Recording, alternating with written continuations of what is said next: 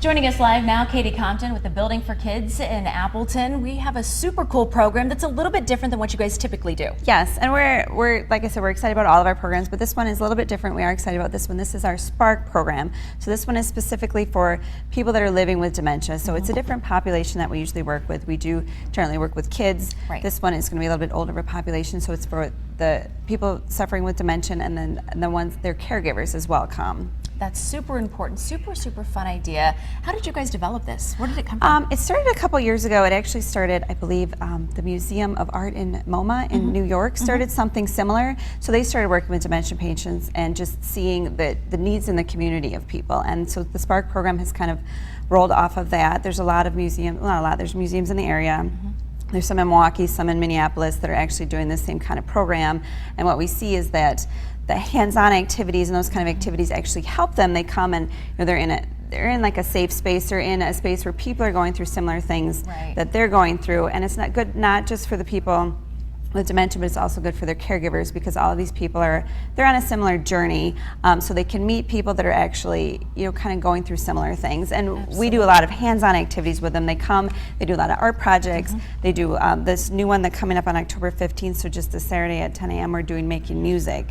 So we're in partnership with the Fox Valley Symphony. They're going to be there. They're going to play a little bit, but they're also going to have music ed students from Lawrence who are going to bring instruments so people can actually see the instruments, touch the instruments, and kind of play with them. So that's very important for this program. I love the pictures that we just showed there. They all were smiling. They look so happy. Talk a little bit about what it does to bring people with memory loss and things like that, and have them do those hands-on, those arts activities. What does it do for them? They kind of light up, and you're at the Building for Kids, so you can kind of be a kid anyways. Sure.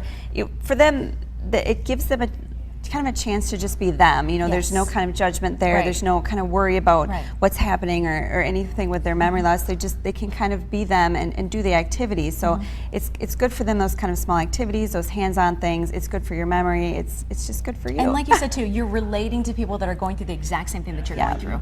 Yep, and we've seen that caregivers actually appreciate that as well, because I think sometimes they just don't know who to talk to about these experiences, because if you've never lived with this kind of thing, you want somebody that can relate to you, and somebody might be a little further on their journey or just starting, but you can kind of relate to their pieces of it. Absolutely, get pieces here and there. Yeah, and the fantastic thing is this is actually free for us too.